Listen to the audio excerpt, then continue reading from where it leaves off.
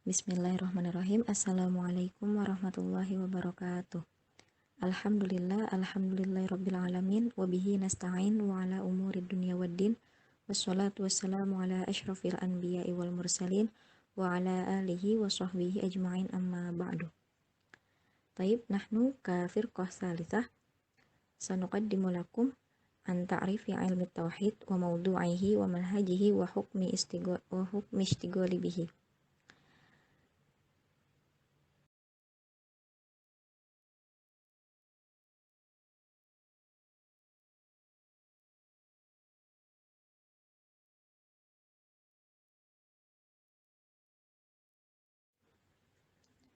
Taib, ana ka mutakallimah ula sa'abhathu an ta'rifi ilmi tauhid. Awalan, yakni ta'rifu ilmi tauhid lugatan huwa al-ilmu bi anna kulla syai'in wahidun. Pengertian ilmu tauhid yang pertama yaitu secara bahasa. Secara bahasa, ilmu tauhid itu diartikan sebagai ilmu yang menganggap bahwa segala sesuatu itu satu. Thumma ba'da ta'rifu ilmi tauhid istilahan wa huwa ilmun yaqtadiru ma'ahu ala itsbatil aqaidid diniyah min adillatihal yaqiniyah al-qaulus sadid syarah jawharatut tauhid. Jadi maksud ilmu tauhid secara istilah yakni ilmu yang mampu membantu kita untuk menetapkan akidah keagamaan yang ada dengan dalil-dalil yang bersifat yaqiniyah, bukan dalil yang bersifat zanniyah. Wa ba'da hunaka at-ta'rifat al-ukhra min ilmi tauhid. Awalan, ilmu tauhid huwa al-ilmu alladhi yaqtadiru bihi ala itsbatil aqaidid diniyah bil adillatil mardiyah. Jadi pengertian ilmu tauhid yang pertama yaitu ilmu yang mampu membuktikan i'tiqad agama dengan dalil-dalil yang diinginkan. Tsumma ba'da ilmu tauhid huwa muradullahi asy-syar'iyyu addal alaihi wahyuhu wa kalamuhu al-jami' lil aqaidil haqqah kal ahkamil i'tiqadiyah al muta'alliqah bil imani billahi ta'ala wa malaikatihi wa kutubihi wa rusulihi wal yaumil akhir wal ba'tsi ba'dal mauti. Kemudian pengertian ilmu tauhid berikutnya yaitu muradullahi asy-syar'i atau ilmu yang membahas tentang tujuan atau kehendak Allah secara syar'i sebagai indikasi dari wahyu dan firman-Nya serta seluruh i'tiqad atau keyakinan yang benar, seperti hukum i'tiqadiyah yang berkaitan dengan iman kepada Allah Subhanahu wa taala, iman kepada malaikat-malaikatnya, kepada kitab-kitabnya, rasul-rasulnya, hari akhir dan kebangkitan setelah kematian. Tsumma ba'da ilmu tauhid huwa al-ilmu alladhi yabhathu fillahi wa ma yajibu lahu wa ma yajuzu wa ma yamtani'u. Wa hadhihi yashmalul anwa' ats-tsalatsah min at-tauhid ar-rububiyah wal uluhiyah wal asma' was sifat. Kemudian pengertian tauhid berikutnya yaitu ilmu yang membahas tentang Allah atau ketuhanan dan apa-apa yang wajib, yang jaiz serta yang mustahil baginya. Dan ini mencakup 3 macam tauhid yaitu tauhid rububiyah, tauhid uluhiyah dan tauhid asma was sifat. Taib iktafaituhuna minal bayan. Syukran. Wassalamualaikum warahmatullahi wabarakatuh. Assalamualaikum warahmatullahi wabarakatuh. Fi hadhil fursah wa fi hadhil munasabah al-ghaliyah ismahu li an uwasil dirasatana amma yata'allaq bi ilmi tauhid wa mawdu'una al-yawm yakni al-mawdu' ilmi tauhid ilmi tauhid mawdu' ilmi tauhid yakni al-mawdu' amma yata'allaq hawla ilmi tauhid bi sifati anna kal mutakallim asani min hadhil firqah wa ana sa'atakalam 'anil mawdu' ilmi tauhid. طيب وفي موضوع علم التوحيد هناك قسمان. القسم الأول مقدمات في علم التوحيد وقد اشتمل على وحدتين يعني في أوائل هناك مقدمات كما يوجد في أنواع العلوم وفي علم التوحيد هناك مقدمات وقد اشتمل على وحدتين لا وحدة فقط ولكن يشتمل على وحدتين في هذه الموضوعات في علم التوحيد. الوحدة الأولى نحن سنتعرف عن تعريف بصاحب المنظومة والشارح في علم التوحيد الشارح والمنظومة يعني ممكن المصنف والمؤلف الكتب في علم التوحيد. وفيه ثلاثة موضوعات. وفي هذه الوحدة هناك ثلاثة موضوعات أما يتعلق بتعريف صاحب المنظومة والشارح. الموضوع الأول التعريف بالشيخ إبراهيم اللقاني. يعني الأول في الموضوع الأول سنتعرف عما يتعلق بالشيخ إبراهيم اللقاني. نحن سنتعرف عن شيخ إبراهيم اللقاني ممكن في ترجمته وفي ولادته عن فكرته وفي وفاته في تاريخه أو في سيرته ومنظومة جوهر التوحيد. ونحن سنتعرف وسنتعلم كتاب جوهرة التوحيد في علم التوحيد. يعني جوهرة التوحيد كتاب مشهور في هذا المجال، يعني في هذه العلوم في علم التوحيد كتاب جوهرة التوحيد مشهور جدا. والنقطة الثانية والموضوع الثاني من الوحدة الأولى يعني التعريف بالشيخ عبد السلام اللقاني. الأول الشيخ إبراهيم اللقاني والثاني الشيخ عبد السلام اللقاني. إبراهيم اللقاني وعبد السلام اللقاني. وكتابه عبد السلام اللقاني يعني إتحاف المريد في علم التوحيد. ما زال نحن في علم التوحيد، ما زلنا في علم التوحيد، ونحن سنتعلم وسنتعرف عما يتعلم بعلم التوحيد من كتاب أخرى لا في جوهر التوحيد فقط. الموضوع الثالث مقدمة الناظم والشارح. مقدمة الناظم يعني كما في الأول يعني صاحب المنظومة والشارح. نحن سنتعرف وسنتعلم عما يتعلق بمقدمة الناظم والشارح في علم التوحيد. وهذا من الوحدة الأولى. والوحدة الثانية ماذا سنفعل؟ ماذا سنتعلم في الوحدة الثانية؟ يعني التكليف والمكلفون وما يجب عليهم. التكليف والمكلفون، التكليف يعني ممكن سنقول بالواجبات، والمكلفون الفاعل من التكليف، الفاعل هذا من التكليف وما يجب عليهم وما يجب ماذا لابد عليه أن يفعل من التكليف المكلف. وفيه 4 موضوعات. وفي هذه الوحدة هناك 4 موضوعات. في الوحدة الأولى هناك 3 موضوعات، وفي الوحدة الثانية 4 موضوعات. الموضوع الأول الواجب على المكلف. ما الواجب على المكلف؟ ما الواجب على المكلف؟ هل ممكن هكذا هكذا أو هكذا؟ ونحن سنتعلم في الموضوع الأول. والموضوع الثاني إيمان المقلد. إيمان المقلد هذا يعني من يأمن بالله أو من يأمن إلى شيء ولكن هو مقلد تقليدا فقط. هذا من إيمان المقلد. والموضوع الثالث أول واجب على المكلف. ممكن نحن سنسأل ما ما أول واجب للمكلف؟ ما أول واجب للمكلف؟ نحن المكلف ونحن من المكلف، وماذا سنفعل؟ وما واجب الأول علينا كالمكلف؟ نحن سنبحث في الموضوع الثالث. والموضوع الرابع الإيمان والإسلام. الإيمان يعني أن تعبد الله. الإيمان والإسلام يعني كما هو المعروف في أركان الإيمان وأركان الإسلام. ونحن سنتعرف في الموضوع الرابع. والمبحث التالي يعني القسم الثاني في موضوع علم التوحيد يعني الصفات الإلهية. وفيه 3 وحدات. الصفات الألوهية يعني الصفات لله. الصفات لله يعني 3 وحدات. الوحدة الأولى يعني هناك الصفات النفسية والسلبية. والصفات النفسية والسلبية وفيها موضوعان. الصفات النفسية كما عرفنا يعني في صفات الله، في صفات واجب الله العشرون.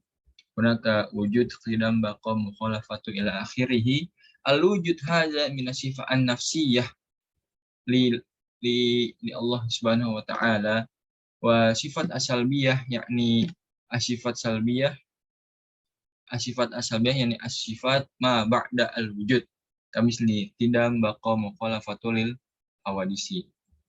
Nah, summa al-minal wihdah as-saniyah yakni minal wihdah as-saniyah yashtamilu ala sifat al-ma'ani wal ma'nawiyah wa fiha mawdu'ani. Sifatul ma'ani mawdu'un mustaqil wa sifatul ma'nawiyah mawdu'un mustaqil. Sifatul ma'ani sifatul ma'ani sifatul ma'ani wajibul wujud ala zatillah wa sifatuh wa sifatul ma'ani hadha hunaka sab'atu sifat yakni al-iradah wa al-ilmu wa hayah wa sama' wa basar wal kalam hunak wa hum wa hadhihi minal sifat al-ma'ani wa sifat al-ma'nawiyah yakni asifatu lazimun asifatu lazimun wa juz'un la tatajazza min sifat al-ma'ani wa asifat al-ma'nawiyah yakni asifatan mulazimah al-mawjud li ajli sifatil ma'ani wa sifatul ma'nawiyah hunaka salah satu sifat aidon yakni qadiran wa fi sifatil ma'ani qadir wa fi sifatil ma'ani tuzkaru bi qudrah wa fi sifatil ma'nawiyah kaunuhu qadiran limadha li ajli sifatil ma'ani wa qadiran wa muridan wa aliman wa hayyan wa sami'an wa basiran hum kaunuhu basiran li ajli sifatil ma'ani wa hadhi min as-sifat al-ma'nawiyah wa yakfi lana an nabahasa an sifat al-ma'nawiyah bihadha wa al-wihdah as-salisah yakni ba'du ahkami sifat wa fiha mawdu'ani. Al-wihdah as-salisah yakni ahkamu sifat ba'duha wa fiha mawdu'ani dan qasimu ila mawdu'ani. As-sifatus subutiyah zaidah ala dzat. As-sifatus subutiyah yakni as-sifatu sabitatun zaidatun ala dzatillahi subhanahu wa ta'ala. Summa ta'liqatus sifat mungkin al-mu'allaq al-sifat. Wa hadha minal qismi as-sani amma yata'allaq bi sifat ilahiyah. Wa mungkin hakadha minni wa yakfi lana an nabhas fi mawdu' ilmi tauhid binisbati ana ka mutakalim as-sani wa syukran ala husni ihtimamikum. Wassalamualaikum warahmatullahi wabarakatuh.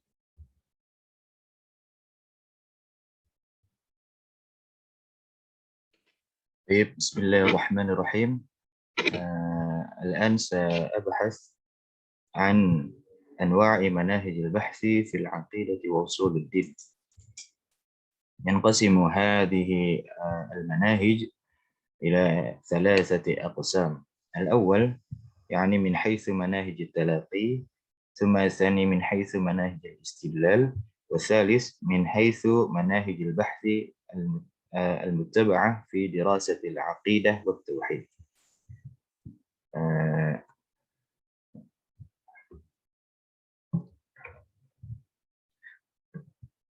مباشرة إلى النقطة الأولى يعني من حيث مناهج التلقي، وعندنا ثلاثة مناهج.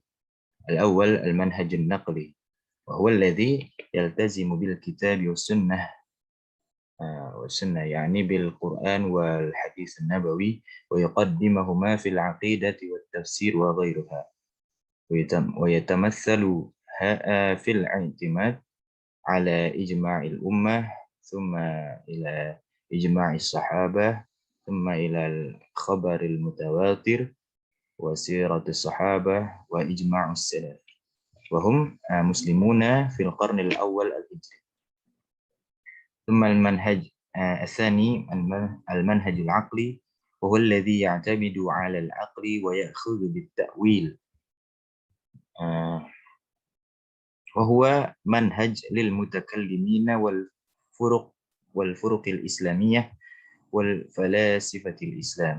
Jadi yang kedua adalah manhaj dengan yang didasari dengan dalil akli,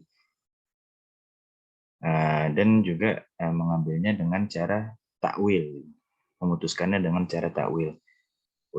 ويتمثل في الاعتماد على الضرورة العقلية يعني بداهة العقول ثم صراط الأقلاء يعني المبادئ الفلسفية المسلم بها. مثاله مبدأ القسمة إلى الواجب والممكن والممتنع. ثم المنهج الثالث يعني المنهج الكشفي الإلهامي والذوقي، هو الذي يأخذ بالكشف والإلهام، yaitu memutuskannya dengan ilham dan juga kashf. Kamasdari min masadiri litalaqi wa yu'rafu bihil mutasawwifata wal batiniyah. Ya, juga manhaj yang ini juga dikenal dengan manhaj sufi. Wa huwa manhaj takamili aidan yatamathalu fil i'timad 'ala al-jam'i bain al-'aqli wan naqli wal wijdan. Jadi mazhab sufi ini menggabungkan tiga unsur atau tiga hal, yaitu al-aqli wan naqli wal wijdan. Wijdan perasaan atau emosi. Wa yakhudhu min kullin. Manhaj ini mengambil dari ketiganya.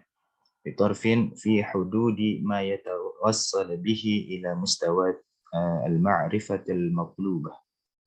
Dan akhirnya dengan penggabungan tiga hal tersebut bisa sampai kepada standar pengetahuan yang dibutuhkan. Thumma nuwasil ila al-nuqtah ats-tsaniyah wa huwa min haitsu manahij al-istidlal wa manhajani. Al-awwal manhaj al-istidlal al-naqli, ya, wa huwa al-istidlal bil ayat wal hadis fil aqidah wa tafsir wa ghairuha. Yang menggunakan dalil naqli, ya, dari dari Al-Quran dan juga dari hadis Nabawi.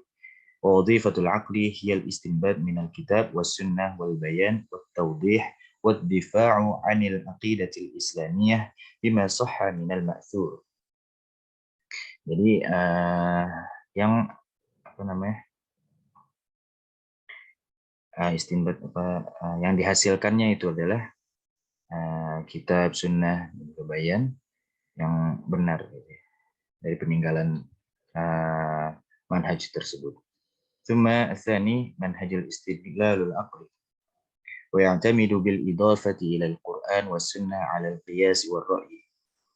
Hum alladhina yasta'miluna ayatul Qur'an wal hadis an-nabawi fil qiyas wal ra'yi. Yaitu mereka menggunakan ayat Quran dan juga hadis Nabawi, hadis Nabi dalam perihal qiyas dan juga ra'i, pandangan mereka. Wa yu'allibu 'alaihi taqdimil aqli 'ala an-naqli min khilal at-ta'wil. Tetapi mereka mengedepankan dalil akli daripada naqli di dalam hal takwil, melalui cara takwil. Kama huwal hal 'indal mutakallimin wa khasatil mu'tazilah. Itu contohnya mu'tazilah. Menusil ila an-nuqtah ats-tsalisah يعني من حيث مناهج البحث المتبعة في دراسة العقيدة والتوحيد عندنا والتوحيد عفوا. Itu manhaj yang meneliti, manhaj penelitian yang digunakan dalam mempelajari akidah dan tauhid. Wa indana arba'ata manahij. Al-awwal al-manhaj at-tarikhi al-wasfi. Yang pertama adalah manhaj yang didasari oleh karakteristik sejarah. Yasluku fihi al-mu'allifuna janib al-'ard at-tarikhi al-wasfi duna hukmin 'ala al-maqulati aw naqdillaha. Yang mana mereka menetapkan sesuatu itu tanpa didasari dengan makulat dan juga naqd, tanpa didasari dengan kritik. ويمثل هذا المنهج كتاب مقالة الإسلاميين للأشعري والملل والنحل للشهرشتاني. ثم الثاني المناهج المقارنة، يعني منهج مقارن perbandingan، يسلك سبيل الربط بين الموضوعات المتعددة الاستخلاص أوجه الشبه والاختلاف بينهما. Jadi di dalam manhaj ini mereka menghubungkan berbagai topik ya, sabil rabti bainal mawdu'at, ya sabil rabti bainal mawdu'at, mereka menghubungkan berbagai macam topik li istikhlasi aujah syabhi wal ikhtilaf bainahuma, untuk menarik kesimpulan di mana kesimpulan itu terdapat perbedaan dan juga persamaan dan di antara topik-topik tersebut. ثم الخروج بحكم تدعمه النتائج, dan juga kemudian dari hasil tersebut menghasilkan hukum yang nataij, yang ada nilainya. ثم الثالث المنهج التحليلي النقدي, manhaj yang analisis an-naqd, kritik. يراد به اكتشاف عناصر موضوع معين min ajli ghardin khas. Tujuan daripada manhaj ini adalah untuk menemukan unsur-unsur pembahasan tertentu yang memiliki ghardun khas, tujuan khusus. Yuqsidu binaqdihi ghard tilka arada tilka al-anasiri ala mawazini daqiqatin. Dan kemudian kritik yang dimaksudkan tadi itu memperluas unsur-unsur yang tadi, unsur pembahasan yang tadi itu kepada daqiqatun, mawazin daqiqatun, kepada skala yang tepat. Lima'rifati sihhatuha min fasadiha, untuk mengetahui daripada kesehatan atau kebenarannya daripada kecacatan daripada unsur-unsur yang dimaksud tadi. يمثل هذا المنهج ما كتبه الدارمي في رده على المريسي والإمام أحمد بن حنبل في رده على الزنادقة والجهمية والأجري في الفصل بين الأهواء والملل والنحل. ثم المنهج التالي، المنهج الرابع، المنهج العلمي التجربي، yaitu manhaj ilmiah التجرب eksperimental. يعتمد على الأساليب الحسية التجريبية في العلوم الحديثة. Manhaj ini didasari oleh metode eksperimen atau metode penelitian fil ulumil haditsah, dalam ilmu-ilmu yang hadis, yang modern, yang baru. ويمثله أحمد الهندي وجوهر طنطاوي في تفسيرهما للقرآن. Itu contohnya ya dari Ahmad al-Hindi.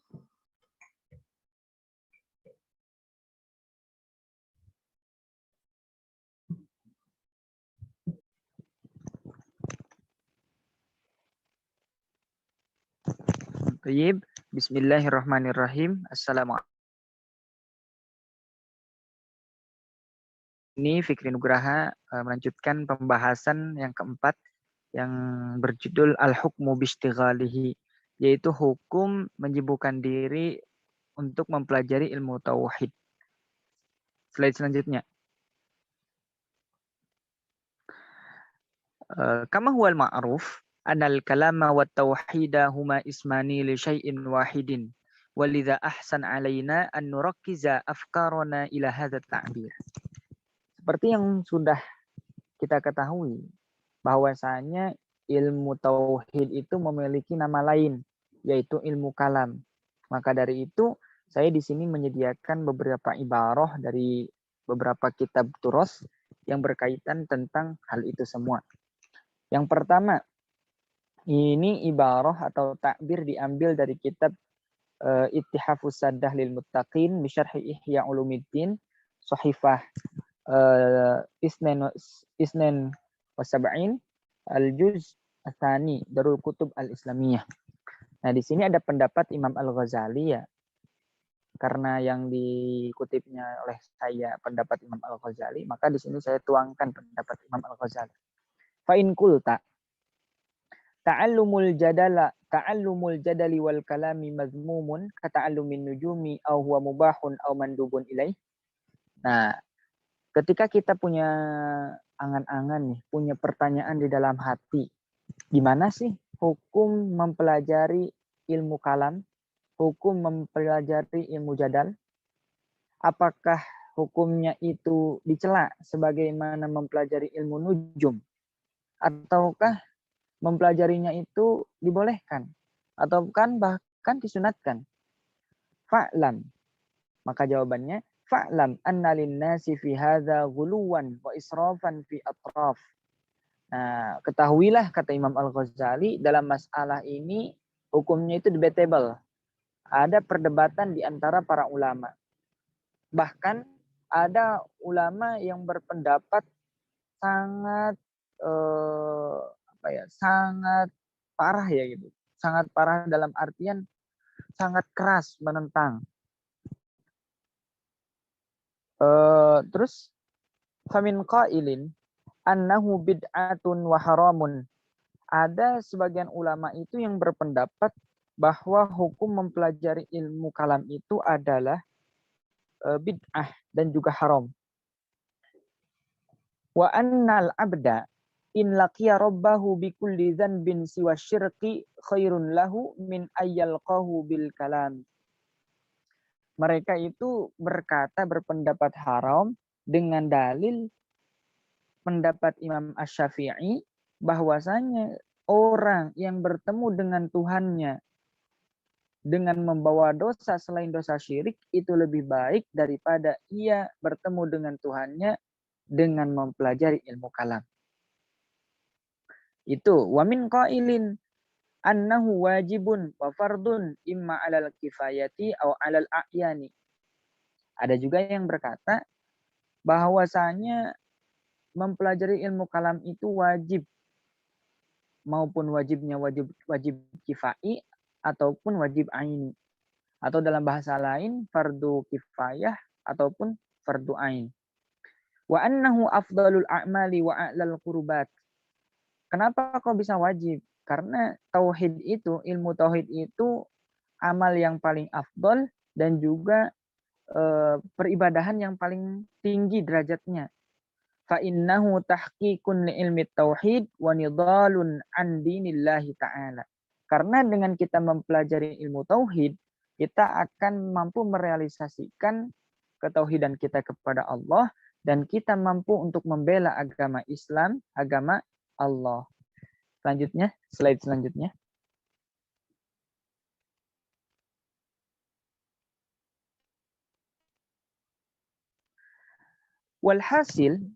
Walhasilu anna hukmal istighal bi'ilmi tauhid thalathatu aqwalin. Jadi kesimpulannya, hukum mempelajari atau menyibukkan diri dengan ilmu tauhid itu ada 3 pendapat. Yang pertama, haramun wa bid'atun qabihatun wa dzalika qaulu Syafi'i wa man yattabi'uhu. Hukum yang pertama adalah haram ataupun bid'ah yang qabihah. Ini berlandaskan pendapat Imam Asy-Syafi'i. Yang kedua, fardu kifayatin. Wa dzalika qaulu aktsaril mutaakhirin minal mutakallimin. Yang kedua ini hukum menyibukkan diri dengan ilmu tauhid adalah fardu kifayah. Dan ini adalah pendapat kebanyakan ulama-ulama mutaakhirin dari para pakar teolog. Kemudian yang ketiga, fardu ainin wa dzalika ab'adul aqwali. Yang ketiga itu hukumnya fardu ain.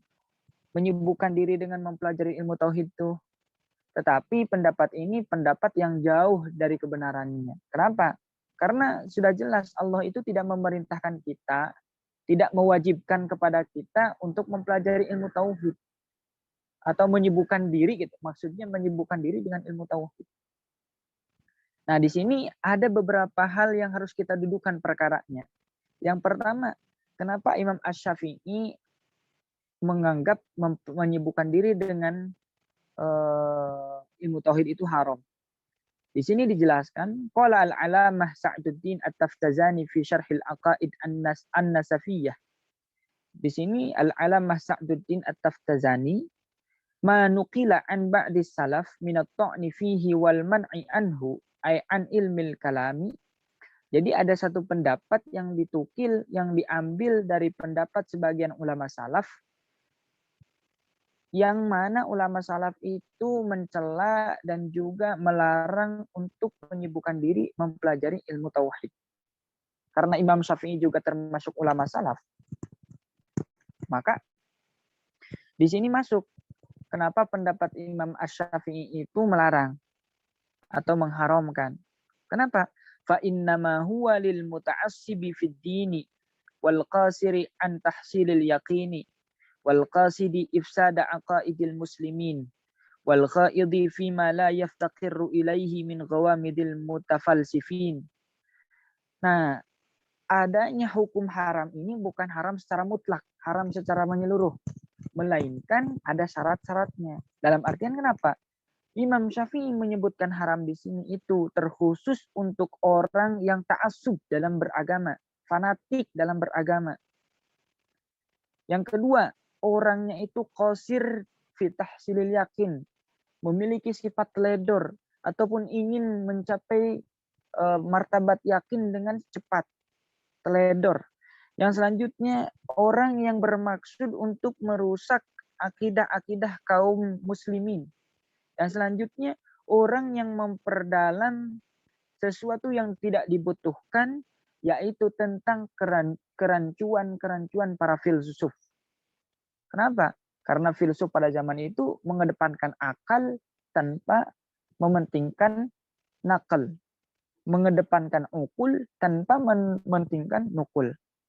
Wa illa fakaifa yatasawwaru al-man'u amma huwa min aslil wajibat wa asasil masyru'at.